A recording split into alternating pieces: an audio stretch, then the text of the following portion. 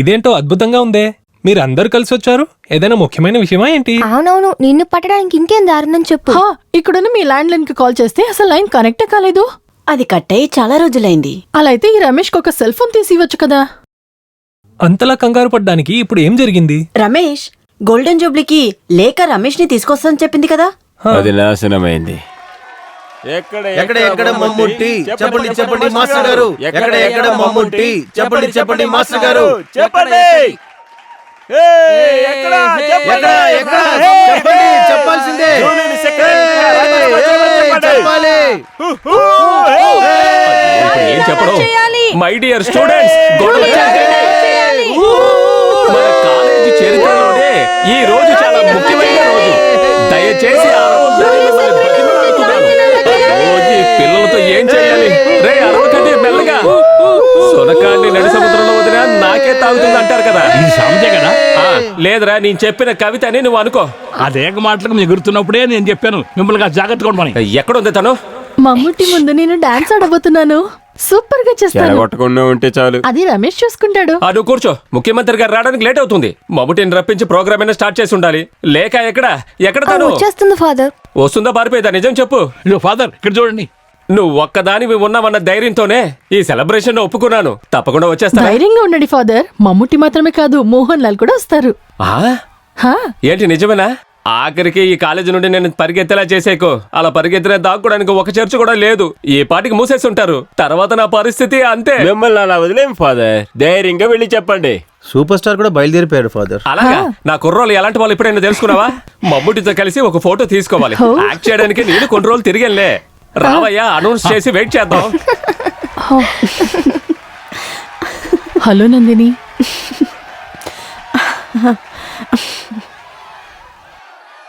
ఈ రోజు కేసు తీర్పుకి వెళ్ళలేదా?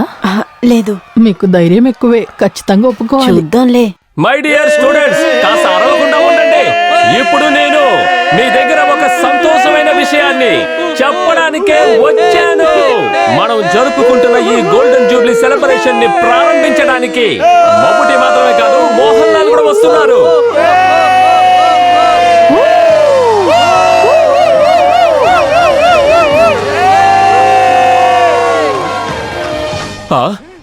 ఓరి దేవుడా, నేను చూసేదంతా నిజమేనా?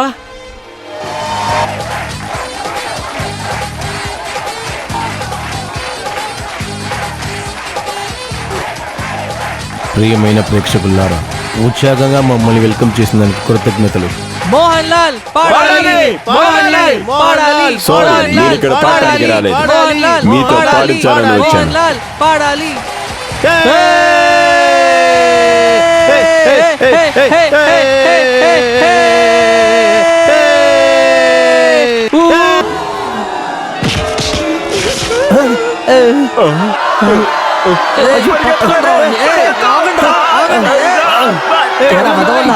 వాళ్ళతో కలిసి మమ్మల్ని ఏమార్చాలని చూస్తారా? ఏ సైడ్ రా వెళ్ళని? అయ్యో అలా చేయొద్దు. అని నిజం ఏంట్రా నిజం? ఏం జరిగిందో చెప్తారా? విను. మేము మిమిక్రీ చేసేవాళ్ళం. పట్టుకుంటారా వాళ్ళని? ఆగండ్రా, ఒరేయ్.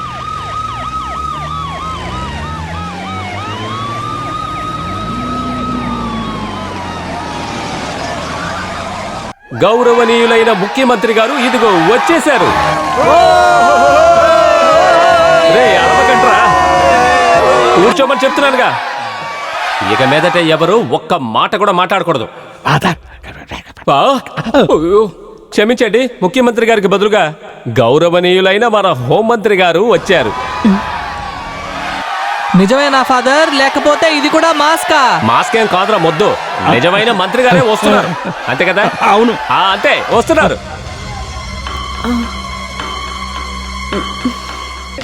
గౌరవనీయులైన హోమ్ మినిస్టర్ నటేశన్ గారిని ఆహ్వానిస్తున్నాను. ఆయనతో పాటు మన ఎమ్మెల్యే గారు శ్రీ తంగప్పన్ గారిని, పిఏ దాసప్పన్ గారిని కూడా ఆహ్వానిస్తున్నాం.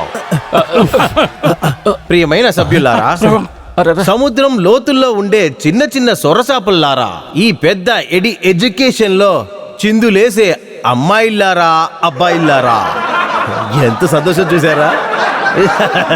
గౌరవనీయులైన హోమ్ మినిస్టర్ నటరాజ్ గారు చేసిన సాధనలను చెప్పేది మాత్రమే నా పని. అది నాకు చాలా గొప్పగా ఉంది. ప్రియమిత్రులారా, నేను నా పార్టీ ఎస్సీటీపీను ఈరోజు చాలా సంతోషంగా ఉన్నాం. ఎందుకంటే సునామీలో వచ్చిన అలలాగా ఈ పొలిటికల్ లైఫ్ లో మిస్టర్ నటరాజన్ని హంతం చేసేదానికి ఆ పెద్ద కేసుని మేము గెలిచామన్న సంతోషం మాత్రమే మాకు. సముద్రపు తల్లి ఆశీర్వాదంతో కోర్టు నటరాజ్ సార్ ఒక నిరపరాధి అని తీర్పు ఇచ్చింది. గత 20 సంవత్సరాలుగా ఓటమంటే ఏమని తెలియకుండా ఈ రాజకీయంలో గెలిచి గెలిచి గెలిచి ఈ స్థానంలో నిలబడ్డోడే మన హోమ్ మినిస్టర్ నటరాజ్ సార్. చెప్పు. ఇకపైన ఇలాంటి 100 కేసులు వచ్చినా కూడా పర్వాలేదు, అవన్నిటినీ ఖచ్చితంగా సార్ గెలుస్తారని. హోమ్ మినిస్టర్ జీవించాలి, హోమ్ మినిస్టర్ వర్ధిల్లాలి.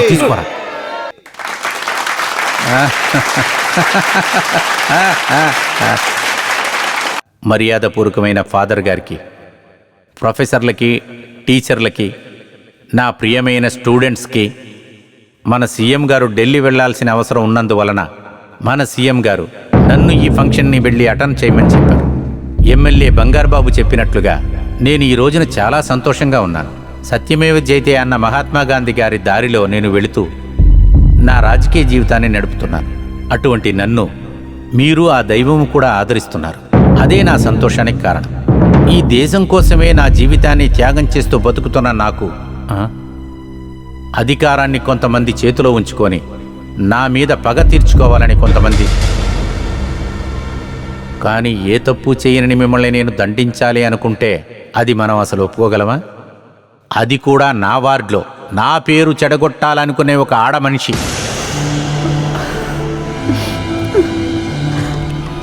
అది కూడా నా స్టాఫ్ అనే పేరు ఉపయోగించుకొని ఆ ఆడమనిషి వేస్తున్న నాటకాలు నేను కనిపెట్టిన తర్వాతే అందంగా ఉన్న ఆ వెధవరాలు మనకి భారతమాత మీద ఉన్న మర్యాదను పోగొట్టేటట్టు తన వయ్యారాలు చూపిస్తూ నన్ను వశపరుచుకోవాలని తను చూసింది.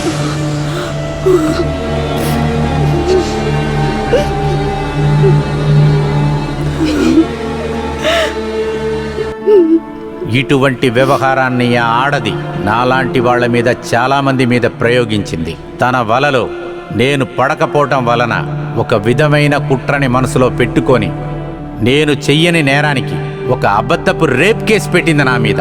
కానీ నిజమే గెలిచింది. కోర్టులో నేను నిరపరాధి అని తెలుసుకున్నారు. ఇంత జరిగినా గాని ఆవిడ మీద నాకు కోపం లేదు.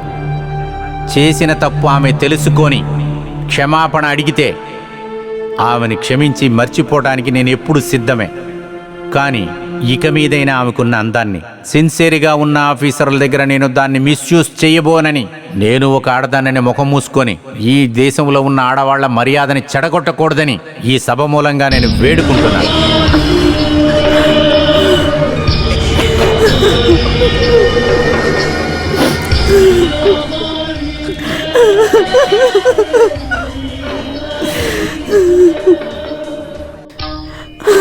అమ్మా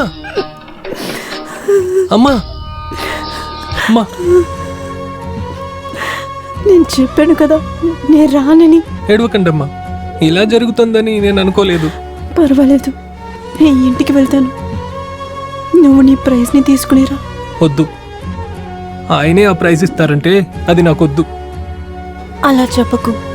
ఇది నీకు కాలేజ్లో ఇచ్చే కీర్తి. నువ్వు దానికోసం ఎంత ఆశపడ్డావు. వద్దనే చెప్పకు.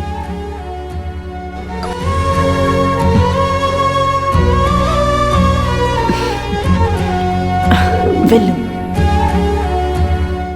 అరే, ఏడవకూడదు.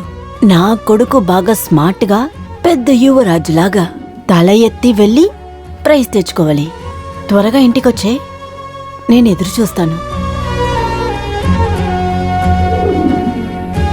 ఈ కాలేజీకి గౌరవం తెచ్చిన, నేషనల్ క్రికెట్లో గెలిచిన పిఆర్ రమేష్ ప్రసాద్కి, ఇండియన్ క్రికెట్కి గౌరవం తెచ్చిన సచిన్ టెండూల్కర్ సంతకం వేసిన బ్యాట్ని బిరుదుగా ఇవ్వడానికి గౌరవనీయులైన మంత్రి గారిని ఆహ్వానిస్తున్నాను.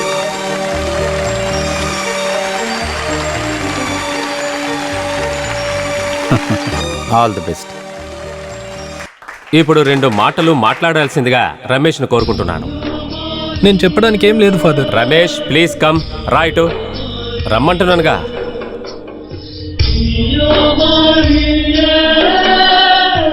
ఏం చెప్పాలో తెలియట్లేదు. ఒక కొడుకుగా ఇలాంటి ఒక పరిస్థితి రావద్దని నేను ప్రార్థిస్తున్నాను. ఇక్కడ కూర్చున్న ఈ మంత్రి చెప్పిన అంత అబద్ధం. మా అమ్మ అమాయకురాలు. ఈ మినిస్టర్ ఎమ్మెల్యే మా ఇంటికొచ్చి కేసు వాపస్ తీసుకోండి లేకపోతే మీ ప్రాణాలతో ఉండరని మమ్మల్ని బెదిరించారు. అమ్మ దానికి ఒప్పుకోలేనప్పుడు వీళ్ళు కాళ్ళల్లో పడి క్షమాపణ అడిగారు. ఏ తప్పు చేయలేదంటే మరి ఎందుకు వీళ్ళు అలా చేశారు?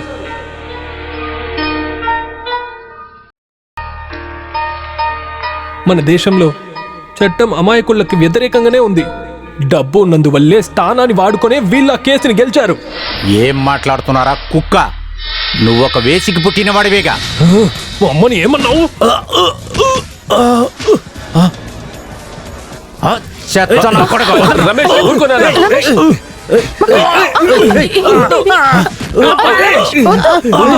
రమేష్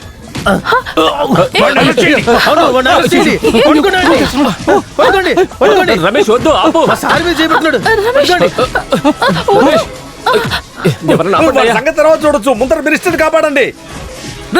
ఎలా నా మినిస్టర్ కాపాడండి రా. రమేష్ వాడిని వదిలేయొద్దు.